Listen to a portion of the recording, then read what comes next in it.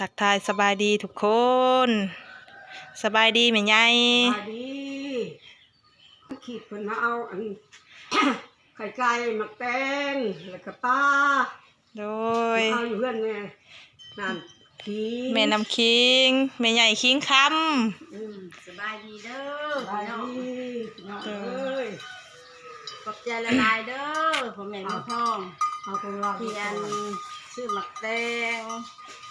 หายเนาะ โดย เราดูก่อนสิ คนไทยก็เลือกเอาเอง เพื่อนเราเนี่ยให้แล้วโดยนี่อันของพอขมวนพอเท้าขมวนนะ โดย หมักแตงทงนึงเนาะเอ้ย โดย ไข่แต่1ปลาโลนึง แม่นของเจ้าค่ะไข่แตงหนึ่งแตงชม เด้มันก็ต่างกันอยู่โดยโอ้ยตัวนี้เอาออกซะมันสิแตก อันนี้ของแม่นั่งมีบุญจะเอาใส่กระตาโลดบ่ฮัสสิหิวเอาดอกตัวนี้ โดยเอาเด้อ ไข่ เครื่องคล้องมาแต่ไซก็ว่าเด้อแม่อันนี้เอ้ย เรื่องของอันเน็ตติดพอลู่นั่งมุดท้องเด้อ โดย เป็นอันซื้อหายเมคอมเต้หนึ่งขาวขมวนเต้หนึ่ง โดย เป็นอยู่ดีมีแห้งเด้อคนจิตไว้ได้ความไข่บ่ให้มีให้ถูกให้สุขให้ลูกให้ไทยเนาะ สาธุ ถูกคนให้ถูกสิ่งทุกอย่าง โดยสาธุเด้อเป็นพรแก้วพรทิพย์ส่งถึงเอื้อยกับอ้ายเด้อ อยู่ดีมีแห้งเด้อ สวยเรือแนวอยู่แนวกินบ่ได้ขาดเนาะเอื้อย แม่ ตลอด ช่องต้นมือ ปลา โดย อันไข่มีลูกสาวเพิ่นบ้านเมืองไข่มาส่งให้ โอ้ ไข่สิบแตกอะ โดย เพิ่นก็ให้ผู้นั้นผู้นี้เนาะยายพี่ยายน้องอย่างว่ามุดคนไผก็ได้ครบได้กินแล้วโอ้ย ปันลูกปันหลานบ่สุขูสุคนเนาะ ปลาได้กินเบิด หัวหน่วยเก่าหน่วย โด คน ย เด้อบุญขันน้ำสู้เด้อพ่อแม่มุทอง สาธุแล้วเป็นบุญหลาย โดย ซุมเฮาก็เป็นบุญหลายที่ได้พ่อเอื้อยกับอ้าย กุศล เอื้อยอ้ายสวยเรือกับ ย่างเพิ่นให้กินเนาะ แม่น แต่ว่าสิบ่ได้ซื้อกินเอง ย่าน แปลว่าแม่น ถ้าซื้อกินเองบ่จักสิไปเอามาแต่ใส่เนาะ ย่ามจักจันก็ซื้อจักจันย่ามบ่มีอาหารตามฤดูกาลก็ไข่หมักแตงหมักถั่วผักบกอิหยังบ่ได้ขาดเนาะ ซื้อทุกอย่างเพิ่นซื้อให้กินก็ขอขอบคุณบรรลายสาธุบุญขันน้ำสู้เด้อแม่ทิพย์กับพ่อลูกนางมุทอง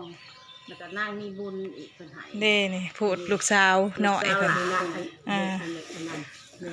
ลูกสาวหลานเพิ่นกินยำเพิ่นเป็นเพิ่นก็หายบ่หลาย แมน ใช่ยาจะเป็นยิ่งตัวอย่างก่อน เฮโมวิดอีแม่น่ะกินประจำเฮโมวิดน่ะแม่นหากจักกลัวเท่าใดเม็ดสีแดงๆได้จักว่าเจ้าเคยกินอยู่บ่จัก จักบ่มี จัก ลูกไอ้โป้เด้มันอันมาแต่กรุงเทพบางสงกรานต์นี่แหละซื้อมาให้ย่าปลาโตมามื้อนี้ก็สมควรพี่น้องเอ้ยโดย บ่เลิกบ่พันมันสิได้กิน เนาะบ่อัน บ่เลิกบ่พันมันสิได้เพิ่นสะไผแล้วเพิ่นได้บอกได้ว่าสิให้เต้าไข่เอาหยังมาปลาก็หาก็บอกมื้อเช้านี่โอ้ยจะเอาแล้ว เอาป้าน่ะผู้ใดไปเอา เฮานี่กับนี่ใบเงินเอาบัตรทันสัจจานใส่ก็ไปนะขนาดแนวกิน บ่อันเนาะบ่ตินะบ่ตินะไก่กับบ่ติ แม่นว่าแต่เพิ่นสั่ง ปลาขึ้นลายบ่เอ้ยปลาคลองขึ้นลายบ่ บ่ได้ลายแล้ว ว่าเพียงนะ ปลาขาวปลายังนั้นทันนี้ ย่านว่าฝนตกแล้วปลาขึ้น 150ได้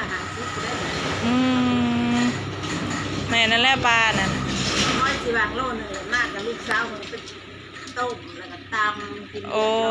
ไปเลยบ่หอยน่ะ โอ้ยบ่เป็นหยัง หอยโขงหอยน้ำบ้านเฮานี่แหละ แม่น พา นะ กันไปตำ โดยใช่ดอกอันมันหลายคนกินหยังก็แซ่บเด็กน้อยหั่นนะเนาะเด็กน้อยกำลังกินสำนั่นน่ะ ก็เลิกนี่ล่ะบางใด คันอายุหลายสมัยใหญ่สมัยแม่นี่ก็เริ่มแล้วบาดนี้ แต่ซ้ำเฮายังกินบ่อยากหลาย กินหยังก็บ่อยากปานใดแล้วกินหยังก็เนาะเอื้อย แม่น มาล้อมจอมแจ่มไปเลย บ่ได้อยากหยังก็พี่ได้กินอยู่หากินแบบว่ามันบ่คือเฮาแต่ยังหนุ่มยังน้อย แม่น แต่เฮายังน้อยนี่ว่าตำหมักแตงกลัวนี่ใส่ปลาแดกกับปลาแดกให้เฮาเนาะ ปลาแดกอัน มันจ้ำลูกคำเขาแซ่บ แม่น ทุกมื้อนี่ก็กินอยู่ กินแล้วก็คือว่าอันนั้นเนาะแต่กี้น่ะกินแล้วคือว่ามีเหือมีแห้งไตไปยาวๆแบบหิวข้าวแห้งๆแล้วมากินน่ะ แต่เฮายังน้อยอยู่ เขาแห้งสิเป็น แห้งสิซอกข้าวซ้ำแล้วเนาะผู้เฒ่าน่ะ แม่นกันนะ ซ้ำซุมเฮานี่ยังพ่วมกินพ่วมอันนี้นั่นกินหยังก็แซ่บเฮานะ ขนาดอัน แซ่บรักษาสิโดน ขนาดอันบ่มีแนวกินอันลวกผักบกมาตำใส่ปลาแดกแป้งนัวก็ยังแซ่บ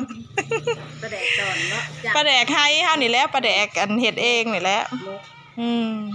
เท่านั้นมีแต่ประแดกปลาซิวนะ ขอบใจได้หลายเด้อทั้งอันเอื้อยใจทั้งแม่ใหญ่พร้อมทั้งเอื้อยตุ๊กพร้อมแล้วเอื้อยตุ๊กก็โทรบอกมาเอาไข่เด้อนางเพิ่นว่าขอบมกขอบใจหลายๆให้อยู่ดีมีแฮงสุขภาพเข้มแข็งแม่ใหญ่ก็เป็นห่มโพห่มไส้ให้ลูกให้หลานไปโดนๆอยู่ดีมีแฮงบ่จุกขู่ทุกคนให้โชคให้มานเมื่อหน้าแล้วโดยทั้งเอ้ยทิพย์กับไอ้ลูกก็ให้เฮงๆรวยๆอยู่ดีมีแฮงสุขภาพเข้มแข็งเป็นห่มโพห่มไส้ให้น้องให้นุ่งตลอดไปเด้อ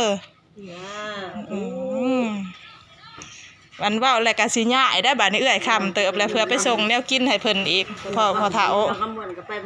ไปมื้อนี้แล้วมันจังบ่ปลากันยังสดแน่นะไปใส่ตู้เย็นแฮมคืนไว้มันก็สิบ่อยากแซ่บอีกบ่ตินะเอื้อยว่าแต่มีแนวให้นั่นเฮาน่ะบื้อไปแล้วนะว่าแต่ได้ไปว่าแต่มีแนวให้ว่าแต่เอื้อยว่าเด้อแล้วบ่ได้คินจักแนวดอกเฮาน่ะดีใจซ้ำเพิ่นเอิ้นใส่เอิ้นหาแฮงดีใจเฮาน่ะแม่นได้อยู่ได้กินซะถูกบุญกับหนักสู้เด้อเพิ่นดีที่แห้งแม่นใส่จนเฒ่าจนแก่จนตายจากกันพุ่นแล้วว่าคนจริงเนาะแม่นจนไปคนละโลกพุ่นแหละนะฮะแฟนกันคือเนาะบ่ได้ว่า F2 F4 ดอกก็คือเป็นพี่เป็นน้องเฮาน่ะเฮาคิดน่ะคือเอื้อยนะเฮาบ่ได้คิดว่าเป็น FC นะเฮาน่ะแม่นอันนี้เห็นนะยามใดคือการนับถือเป็นเอื้อยเลยเฮาเป็นน้องกันนี่แหละแฟนกันไปจนเฒ่าจนแก่จนตายจากกันพุ่นแหละจริงนี่แหละโดยบ่ได้ว่าตอนแรกตรงนี้บ่จากใจโลดเว้าตอนแรกบ่เป็นดอกมีแต่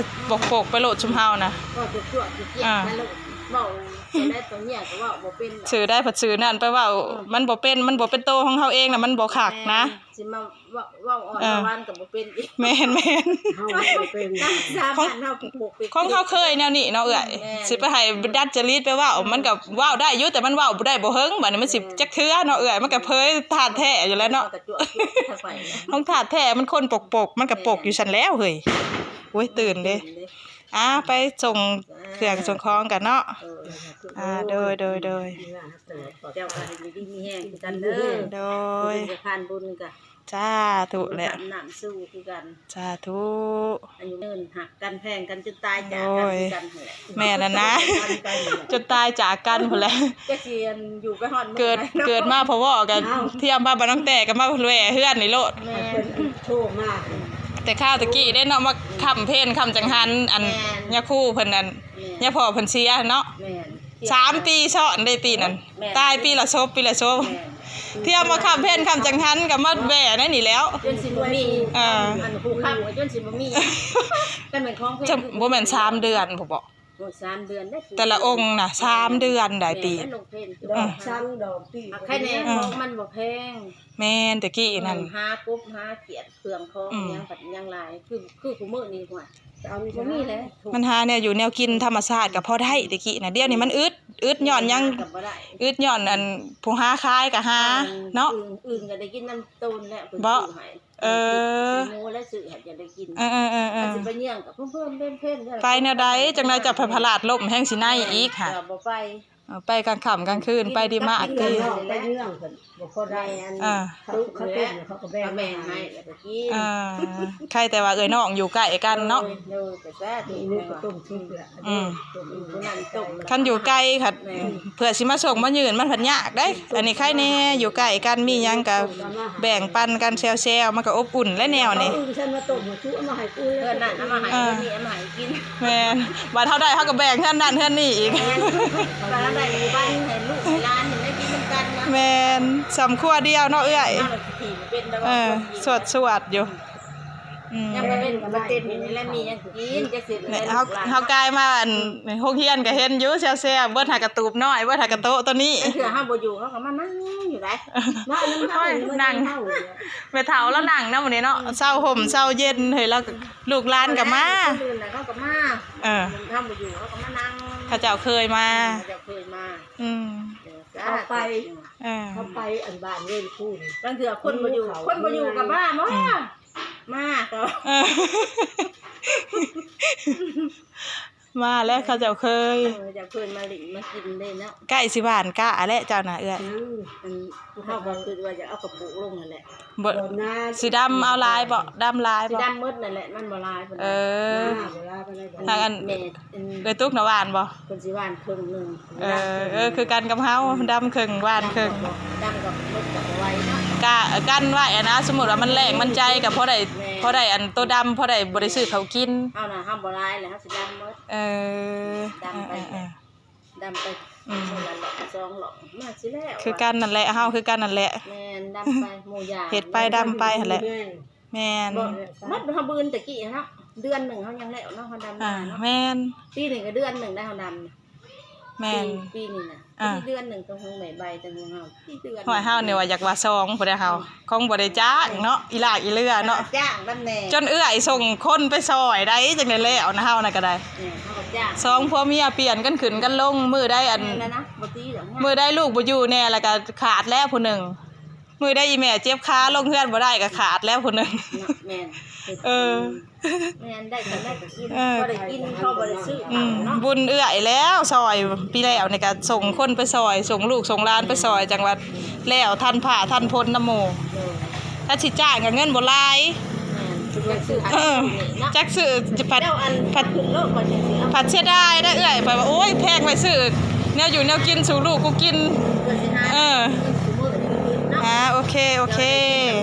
เจ้า โดย เจ้ามือเนาะ โดย เป็นบุญขับน้ำสู้เป็น สาธุบุญแล้ว ถูกสิ่งให้เรากินซ้ำ โอ้ยคันบ่มีเอื้อยนี่บ่ได้กินได้ แม่แล้วไข่เจียวเต้จะได้เกือบแสน โอ้ยคันบ่มีเอื้อยบ่ได้กินได้มีแต่เอื้อยได้กัน เวลาเราซื้อเฮ็ดบอกเฮ็ดบุญยังไงอู้ก่อนนี่ อ่า เราเฮ็ดพอกับโล3-4แสนก่อนก็น้ำลายก็ออกบ่เสียสิ มันแพงเกินเนาะ แม่งจักจันนะจักจันนี่บ่ได้กินดอกก็เราบ่ เอ ซื้อ อแม่น ซื้อนะเฮาบ่ซื้อ บ่เคยซื้อกี่จ้าเถื่อนางจักจันมีปีนี่แหละได้กินย้อนเอื้อย เฮาก็ได้กินกิน เพราะว่าเป็นหยังจังบ่อันน่ะจังว่าบ่ได้กินจักเถื่อบ่เคยซื้อจักเถื่อมันแพงพี่น้องเอ้ย แม่นคันสิซื้อก็ได้อยู่ดอกว่าซื้อได้1ก็ โลเท่าใดก็จักจันแล้วซื้อโลเท่าใดก็ มันบ่เป็น2แสน บ่แม่น200,000ปลายบ่บ่ จักจัน แสนหนึ่ง ฮะจักจันนะโล คือเฮา 200,000ผู้เอื้อยเราก็ซื้อให้ กินแต่ว่าโอ้ยได้กิน ย้อนว่าเพิ่นหักเพิ่นแพงเพิ่นเป็นห่วงเป็นใยโอ้ย ตอกน้ำเต้ายังแน่บ่ได้กินบ่ได้กิน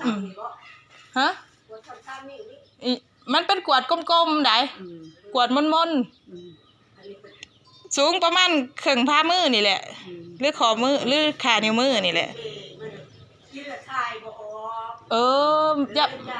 เปลี่ยนโลดคันว่าถ่ายบ่ออกนะ ทายบ่ออก โอเคปิดคลิปก่อนเด้อสบายดีออกแต่เฮือนแม่ใจกับมาฮอดนางมีบุญสบายดี สบายดีพ่อแม่ป้าลุงนี่ลูก เบิ่งเพราะว่าป้านบ่ลึงกันเนาะเฮ้ยบ่ได้ลงแต่โหลดได้แม่คอมกับพี่น้องเอ้ย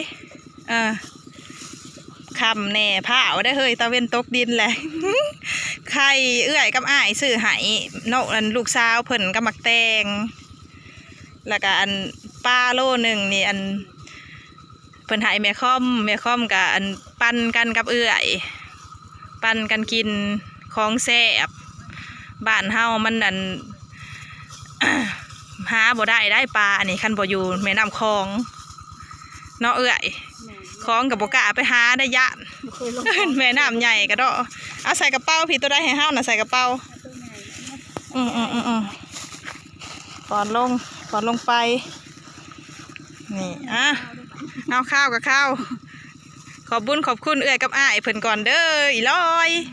ขอบคุณแม่ก็พอตัวก่อนเด้อมาสิหิวให้ ขอบใจแม่ถูกกับพ่อลูกหลายๆเด้อจิลูกโอ้ชื่อ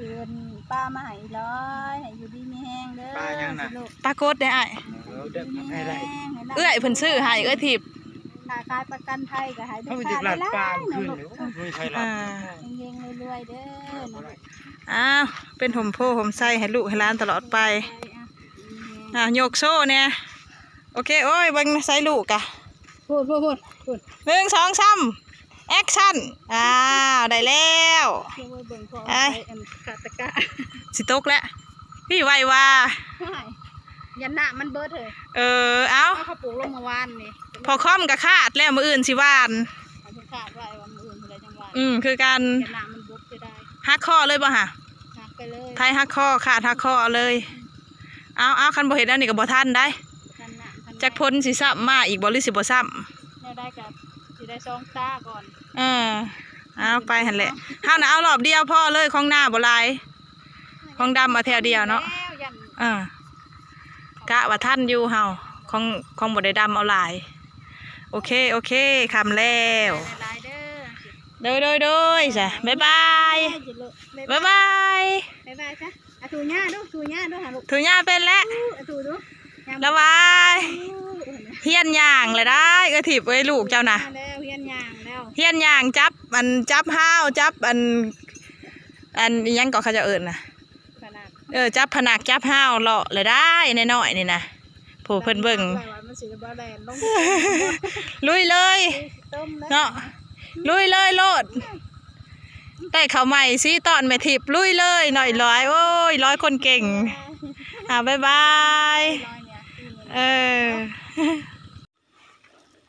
คันหัวแมงไหม้หลายมานำทางนะ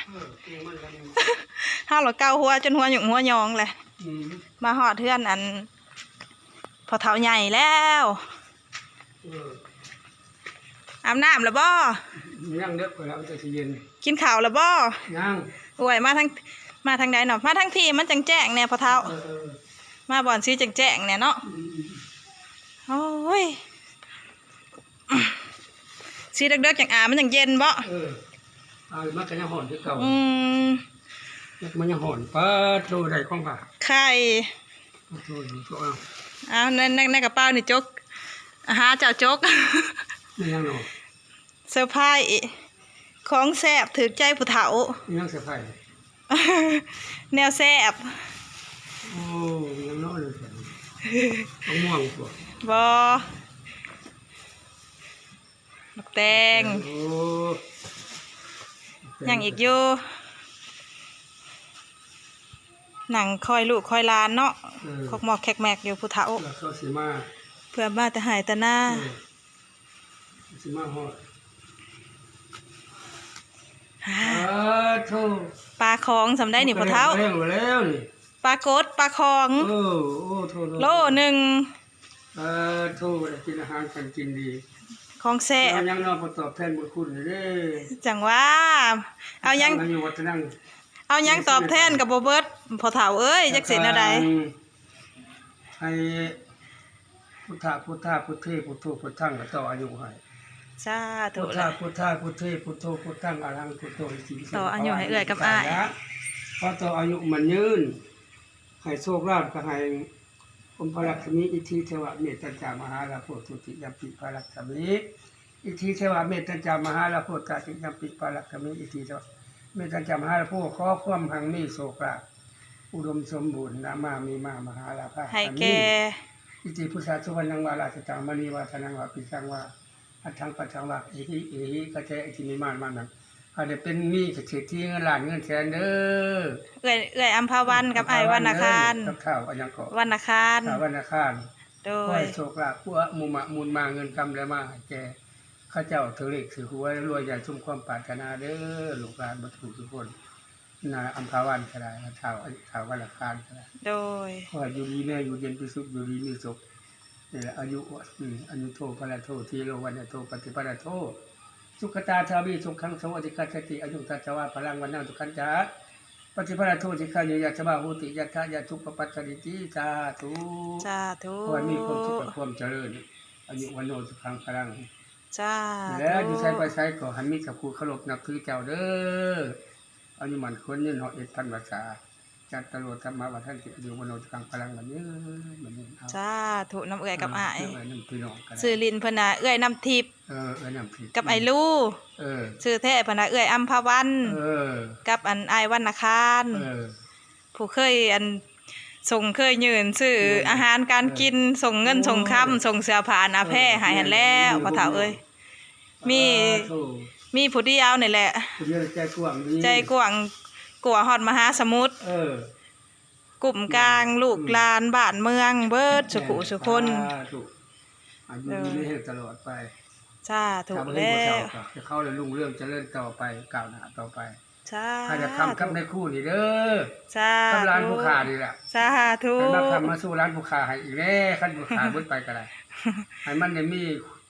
ความทุกข์ความเป็นญาติเป็นพี่เป็นน้องกันต่อไปเด้อลูก โด หลาน ยสาธุเป็นตลอดชีวิตพุ่นแหละ เจ้าชีวิตพุ่นแหละหลายๆเบิ่งแย่งกันไป เนาะ โลกนี้สร้างความรักต่อกันให้มันดีที่สุด สาธุ ดีที่สุดสร้างความรักความแพงความกว้างความขวางกับความรักนั่นแหละ แม่น เอาเบิดน่ะอายุ โดย ดี โด แม่ ย น ขอบใจหลายๆเป็นอะไรกินข้าวแซ่บแน่ละบ่ แซ่บแน่อยู่ไข้แน่จังหน่อยกิน เออ กินยาวิตามินเอา เออ เขาบอกกินบัดเบิดมื้อก็บ่อยาก แม่น มื้อแรกก็กินซะน้อยหนึงแล้วก็แล้ว แนวนั้นแล้วผู้เฒ่าอีแม่คือกัน มับ่อยากสมองมีแต่เมื่อย ปวดเส้นปวดเอ็นเจ้าเด้เป็นอะไร ปวดก็ไข้แน่เฮิงๆจัง2-3มื้อกินคำหนึง ยาน่ะ อยากครับเขาบอกกินบัดโอ้ยย่างไปก็บ่ได้กุบกับในหัวเข่า แม่น คันกินยาขับปัญญางมื้อหน้าฮอด ค่ำเท่าไดอันยาน่ะ คำ7,000ขีด เออ คันบ่กินยาผัดยางมื้อหน้าบ่ฮอด เออ เลยบ่กินแซ่มื้อนี้ออกมาหน้า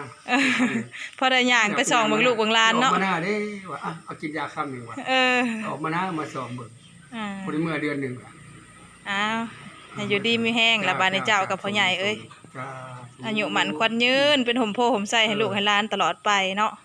เสร็จคาถาให้คาถาเงินหลานอายุแสง สา คาถา ธุ ความหังมีต่ออายุให้อายุดีมีแห้ง มามื้อน่ะอันเขียนใส่จี้อายเฮานี่เด้อเฮาสิถ่ายรูปส่งให้เอื้อยเพิ่น สิเขียนได้เจีย โดยมื้อหน้าซะก่อนมื้อนี้มันค่ำแล้วมื้อนี้มันมืด เขียน เลย ค่อยได้เขียนบ่ถึงความประทัด เดี๋ยวเจ้าบอกเฮาจะเป็นคนเขียน เขียนไปบ่ถึงความก็แล้วขึ้นลง โดย ตาก็บ่ได้ ย่านว่าตาสัมผู้บ่าวน้อย เขียนเลยเกียกลง เอาได้มื้อหน้าก่อนจัง หน้าที่มา อัน เอาคาถาให้โตอายุกับ เอา คาถาของเงินหลักเงินแสนกว่า โดย มีอยู่ หายแล้วตัวนั้น อะไรเนาะ โดยหายเลยได้ตัวอันนั้นตัวหนึ่งนะ ยังแต่คาถาโตอายุ โดย อันนี้โตพระโตเทโลนิโกกับอันนี้พุทธะพุทธะพุทเทพุทโตพุทธังอรังพุทโตอิติปิโสภควานะโมพุทธะตัวนี้ก็โตอายุ โดยโอ้ยสาธุ มัน แหละ ยืนหัวเอ็ดพันภาษาปัญญานอนรับกับพันม่วนอีก โดยโอ้ย มีเทวดามารักษา สาธุเอาเฮาก็สิมื้อก่อนได้พี่น้องเอ้ยบัดนี้ เอาโตดี อย่าลืมเด้อพี่น้องเบ่ทุกคู่ทุกคนเข้าไปกดไลค์กดแชร์กดติดตามช่อง YouTube เอื้อยกับอ้ายนี่เด้อช่องตำรวจสุวรรณอยู่ต่างแดนเด้อพี่น้องเนี่ยขอมาขึ้นหน้าปกไว้เนาะ ขอบใจเอื้อยนำทิพย์และไอรูหลายๆเด้อจาก USA ผู้หลักพี่น้องเอ้ยผู้เก่าผู้เดิม เออ มีแต่เอื้อยกับอ้ายนั่นแหละอันยามใดก็ได้ อ่า ขอบใจให้เพิ่นอยู่ดีมีแห้งความเจ็บจะได้ความไขอยามีให้มีอายุหมันควันยืนขายประกันภัยเงินถอนประกันภัยชีวิตก็ให้มีลูกค้าหลายๆเด้อเอื้อยกับอ้ายเป็นห่มโพห่มใส่ให้ลูกให้หลานตลอดไปเฮงๆรวยๆกว่าเก่าเป็น